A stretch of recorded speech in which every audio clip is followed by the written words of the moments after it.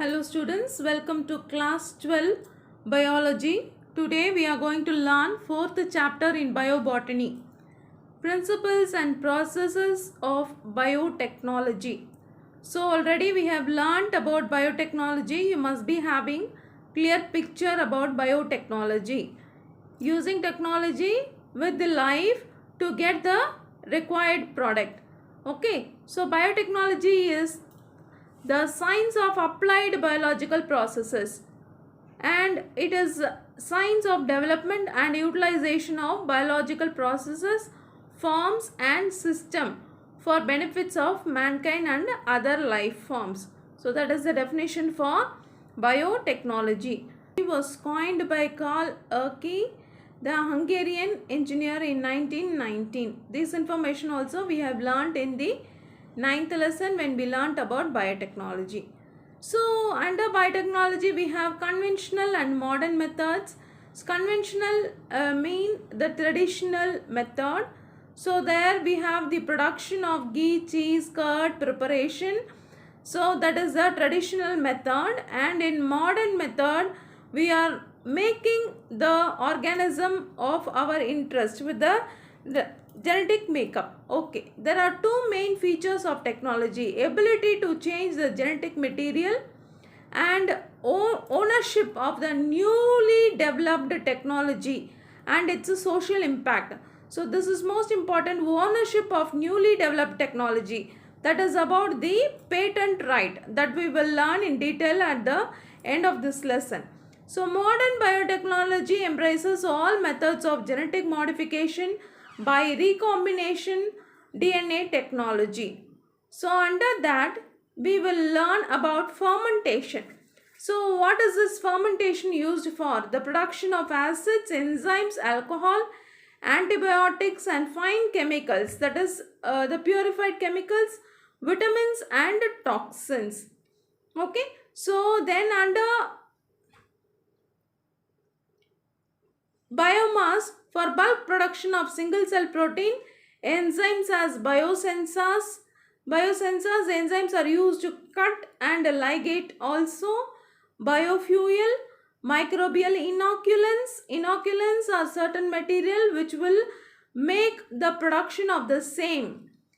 So it is like seeds. So seeds, once you sow it, it will grow and it produce more of seeds. Likewise, we have certain material, that is curd. Little curd, you put it in the milk, that makes whole milk into curd. So little curd, whichever you are adding, is called as the inoculant.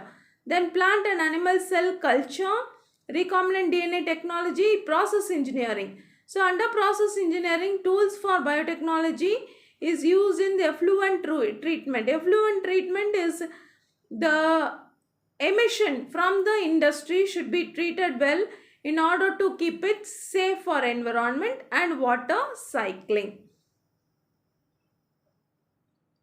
As we said, traditional biotechnology involves the process of fermentation. Fermentation is the respiration without oxygen. Respiration in absence of oxygen.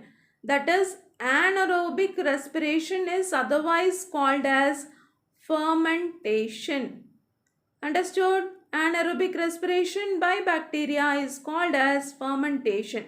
Here the word fermentation derived from Latin verb fervere, which means to boil. So it is a metabolic process where organic molecules are converted into acids, gases and alcohols, and it occurs in the absence of oxygen and in the absence of electron transport chain also.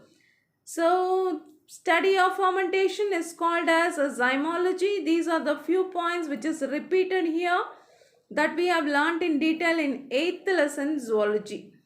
Okay, bioreactor is otherwise called as the fermenter. Fermenter is a container.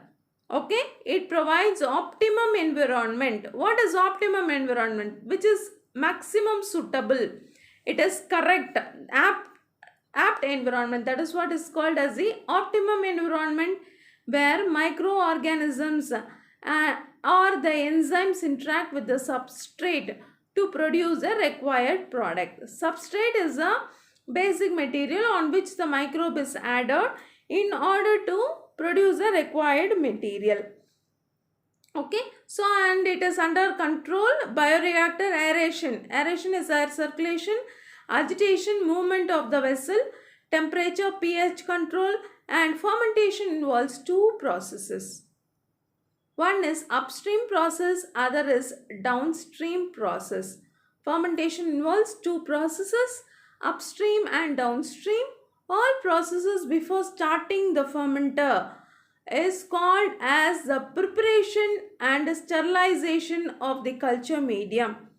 Okay, and which is suitable for the growth of the inoculum. That is called as the upstream process. Then we are going to learn.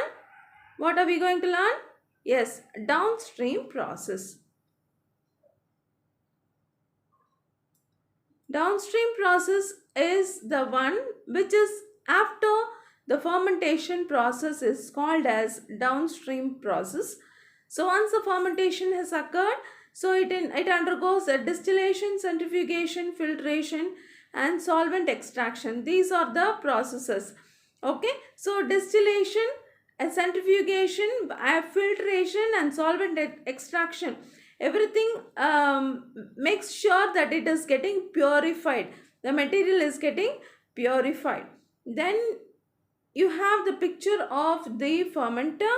So where you are able to send the inoculum and substrate and whatever is, and the pressure is maintained, pH probe is there. pH probe is the one which tells you about the pH condition inside the vessel, and temperature and concentration of oxygen is everything is getting monitored, under everything is under control in the bioreactor. Now we will learn about procedure of fermentation.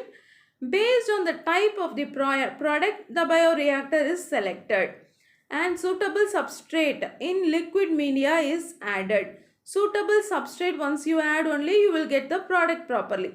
So once you put the rice, you will get the rice. Right, whatever you sow, you will get the product. Likewise, suitable substrate in liquid media is added and specific temperature, pH, then it is diluted. Okay, the organism, that is microbe, animal, plant, cell, subcellular or organelle, enzyme, everything is added to it. Then, so we are talking about the microbe, that is bacteria which can react with the substrate to produce a product, or sometimes the enzyme itself. Follow? So C point talks about the bacteria. In that way you can remember. Okay, then it is incubated at a specific temperature. So whenever the word incubator comes in, it is dealing with temperature.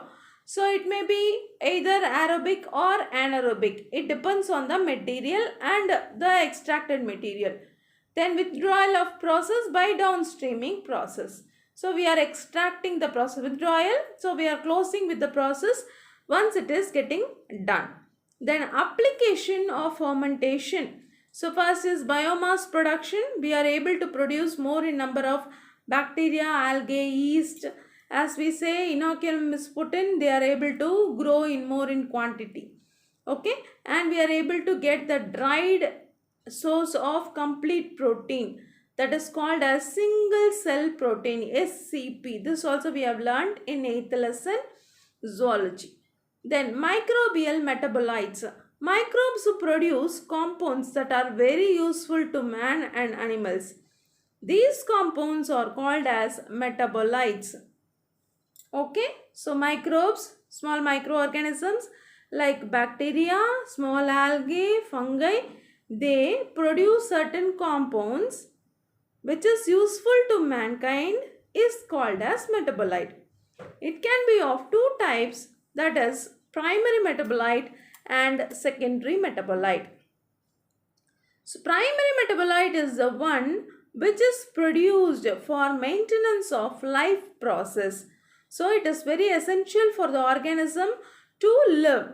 And secondary metabolites are those which are not required for vital process, but it is produced Okay, so it is produced as a byproduct. Follow? See, primary metabolite is one which is produced by the organism for its own survival. Without that, it cannot survive. Understood? Secondary metabolite, it is not like that. It is produced by the microorganisms. It is not used for vital function, but it is produced. Understood? Next, we will go on for the microbial enzymes. So, enzymes, whenever you hear the term enzyme, you should know it as a biocatalyst. When microbes are cultured, they secrete some enzyme into the growth media. These enzymes are industrially used in detergents, food processing, brewing, and pharmaceutical. Brewer's yeast, you might have heard, no? Which is used in the bakery. Okay, so in pharmaceuticals. So these enzymes are the microbial enzymes. So when you give the cloth for dry cleaning and all, they will use only the enzymes to remove all the stains or dirt. Next, fourth topic is we learn about bioconversion, biotransformation or modification of the substrate. Here, fermenting microbes has got the capacity to produce valuable product, that is conversion of ethanol to acetic acid, isopropanol to acetone, sorbitol to sorbose. Okay, so they are used in the conversion. Already the material which is useful only, it is able to convert also, which will be much more useful, and it is used to make the other product. That is what is called as bioconversion, biological change. Okay, so next we will learn about SCP. SCP, all the way you are getting, it is important question. So single cell protein, it are dried cells of microorganisms which are used as protein supplement in human food. It cannot be taken as a food as such. So protein we have to take as food, but it can be supplemented with other protein sources. We cannot take in large quantity. Follow? I am explaining the word supplement now. Supplementary food we cannot take in large quantity. We cannot take full plate full of spirulina and eat. We should not eat in that way. Okay, it may cause some digestion problem. Supplementary is the one which can be taken only in smaller quantity, which is able to supplement the food which we are taking. Then it has got high nutritive value. It has got higher protein, vitamin, essential amino acid. What are essential amino acids? Amino acids which are essentially taken along with the food only. There are certain material which the body is able to synthesize, but some of the materials must be taken along with the food. I repeat, essential amino acid is the one which should essentially be taken along with the food. It cannot be synthesized by our body. So that is present in SCP. Okay, and the lipid content is also present, and it could be replace the conventional protein source because of its high nucleic acid content. So it may create digestive problem if you are going to take it in larger quantities. Okay, so then we come for the bacteria, fungi, algae. They can be used as a single cell protein. Methylophilus methylotrophus is one species of bacteria. Cellulomonas and alkaligens, these are all bacteria. Fungi, Agaricus campestris, Saccharomyces cerevisiae, Candida utilis are the fungi which are used as SCP.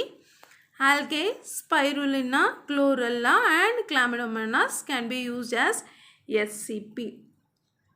So, single cell protein forms an important source of food because of their protein content, fats, carbohydrate, vitamins and minerals. It is used by astronauts because they cannot carry food, they can take the tablet as such. Then Antarctica expedition, scientists. Okay, so where they are going to the place where there is less of population or no human being are living, for the purpose of experiment, if they go there, they will carry some tablets of spirulina.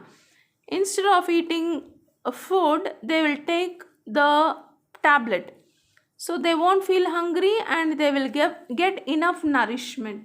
That is the purpose. Spirulina can be grown on material like wastewater from potato processing plant, straw which is after removing the rice, whatever we get is the straw, molasses, animal manure, even sewage water can produce this spirulina.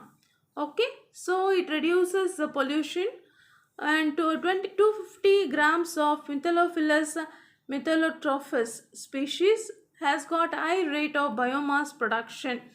Biomass production is like growth, it means the same, biomass production, growth, increase in the cellular level. Okay, then can be expected to produce 25 tons of protein. Application of single cell protein is important, used as a protein supplement, used in cosmetics and hair health maintenance, and poultry. So poultry birds can also be fed with all these single cell protein. Next we will have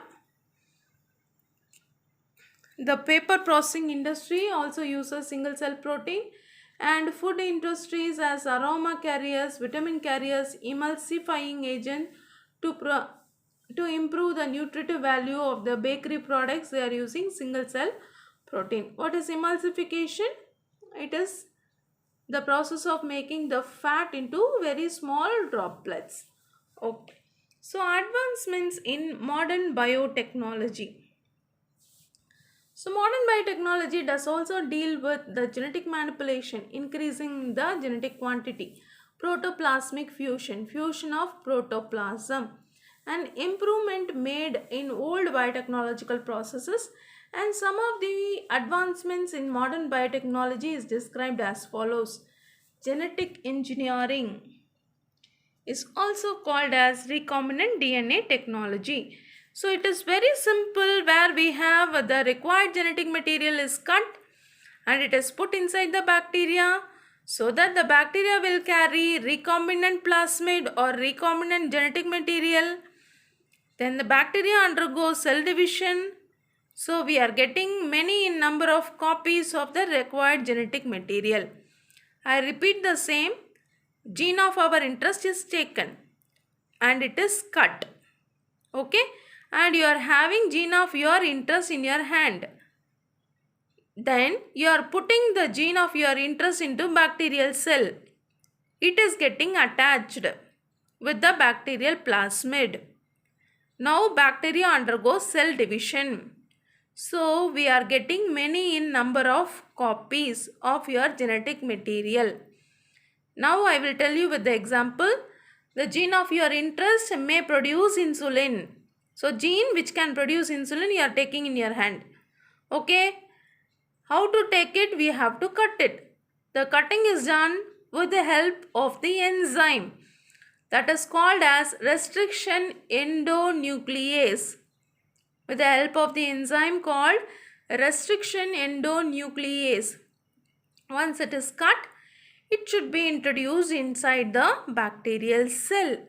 So how can it be introduced? By it is various methods are followed.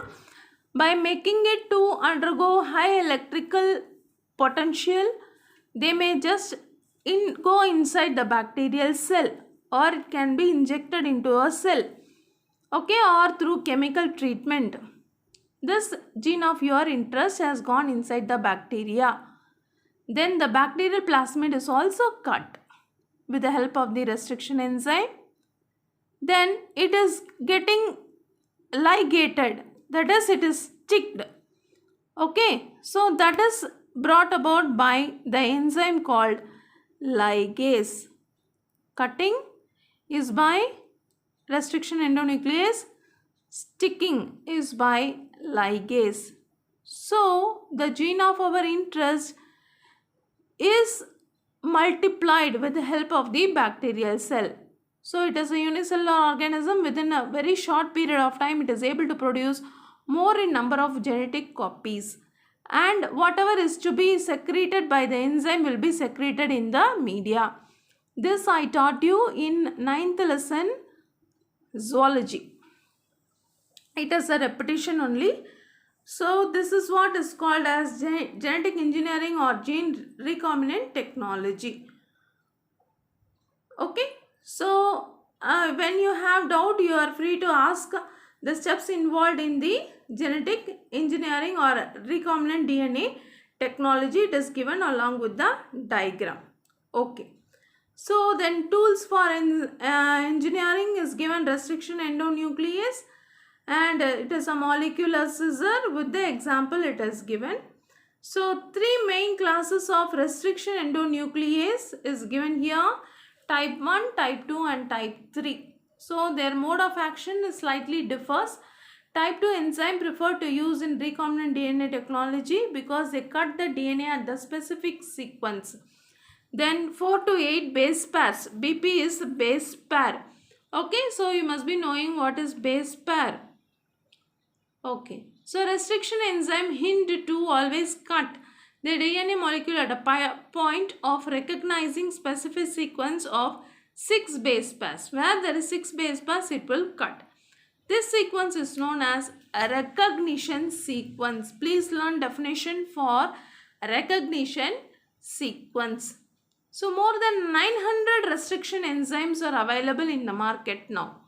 Restriction endonucleases are named by the standard procedure. Please learn this also, how the name is given for restriction endonuclease. The first letter of the enzyme indicates the genus name. Then first two letters are species name. Then the strain of the organism.